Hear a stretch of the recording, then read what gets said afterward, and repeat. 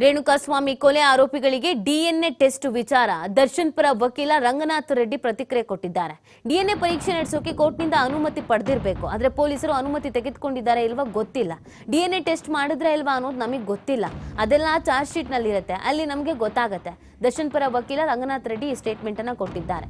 ನಿನ್ನೆ ಡಿಎನ್ಎ ಟೆಸ್ಟ್ಗೆ ಅಂತ ಕರ್ಕೊಂಡು ಹೋಗಲಾಗಿತ್ತು. 3 ಜನನ ಕರ್ಕೊಂಡು ಹೋಗಿದ್ರು. ಸೊ ಅದಕ್ಕೆ ಸಂಬಂಧಪಟ್ಟಂತೆ ಅವರ ಲಾಯರ್ ಈ ರೀತಿಯಾಗಿ ಪ್ರತಿಕ್ರಿಯೆ ಕೊಟ್ಟಿದ್ದಾರೆ. ಸಾಮಾನ್ಯವಾಗಿ ಡಿಎನ್ಎ ಟೆಸ್ಟನ್ನು ಮಾಡಬೇಕು ಅಂತಂದರೆ ಕೋರ್ಟ್ನಿಂದ ಅನುಮತಿಯನ್ನು ಪಡ್ಕೊಳ್ಬೇಕು. ಸೊ ಇವರಿಲ್ಲಿ ಪೊಲೀಸರು ಕೋರ್ಟ್ನಿಂದ ಅನುಮತಿ ಪಡ್ಕೊಂಡಿದ್ದಾರೋ ಇಲ್ವೋ ಅನ್ನೋದ್ರ ಬಗ್ಗೆ ನನಗೆ ಗೊತ್ತಿಲ್ಲ, ನನಗೆ ಐಡಿಯಾ ಇಲ್ಲ, ನನ್ನ ಗಮನಕ್ಕೆ ಬಂದಿಲ್ಲ. ಅಕಸ್ಮಾತ್ ಆ ಥರ ಏನಾದರೂ ಡಿಎನ್ಎ ಟೆಸ್ಟ್ ಮಾಡಿದರೂ ಕೂಡ ಅದನ್ನು ಚಾರ್ಜ್ ಶೀಟ್ನಲ್ಲಿ ಉಲ್ಲೇಖ ಮಾಡಬೇಕು ಅಂತ ಅವ್ರು ಹೇಳ್ತಾ ಇದ್ದಾರೆ. ಡಿಎನ್ಎ ಟೆಸ್ಟ್ ವಿಚಾರಕ್ಕೆ ಸಂಬಂಧಪಟ್ಟಂತೆ ದರ್ಶನ್ ಪರ ವಕೀಲರು ಈ ರೀತಿಯಾದಂಥ ಒಂದು ಪ್ರತಿಕ್ರಿಯೆಯನ್ನು ಕೊಟ್ಟಿದ್ದಾರೆ.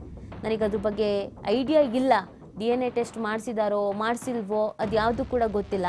ಹಾಗೇನಾದರೂ ಆರೋಪಿಗಳಿಗೆ ಡಿಎನ್ಎ ಟೆಸ್ಟ್ ಮಾಡಿಸೋದಾದ್ರೂ ಕೂಡ ಕೋರ್ಟ್ನಿಂದ ಅವ್ರು ಅನುಮತಿ ಪಡ್ಕೊಳ್ಬೇಕು, ಆ ನಂತರವೇ ಈ ಒಂದು ಡಿಎನ್ಎ ಟೆಸ್ಟನ್ನು ಮಾಡಿಸ್ಬೇಕು ಅಂತ ಹೇಳ್ತಾ ಇದ್ದಾರೆ. ಪೊಲೀಸರು ಅವರ ನಡೆನುಡಿಯನ್ನು ನೋಡ್ತಾ ಇದ್ರೆ ಪೊಲೀಸರು ಎಲ್ಲ ಅನುಮತಿ ಪಡ್ಕೊಂಡಂಗೆ ಕಾಣ್ತಾ ಇದೆ. ಬಿಕಾಸ್ ಪೊಲೀಸರು ಬಹಳ ಎಚ್ಚರಿಕೆಯ ಹೆಜ್ಜೆಯನ್ನು ಇಡ್ತಾ ಇದ್ದಾರೆ.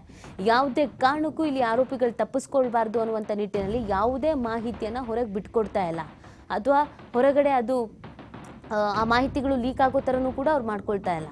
ಬಹಳ ಎಚ್ಚರಿಕೆಯಿಂದ ತಮ್ಮ ಕೆಲಸ ಕಾರ್ಯಗಳು ಏನಾಗಬೇಕೋ ಆ ಕೆಲಸ ಕಾರ್ಯಗಳನ್ನು ಪೊಲೀಸರು ಮುಗಿಸ್ಕೊಳ್ತಾ ಇದ್ದಾರೆ.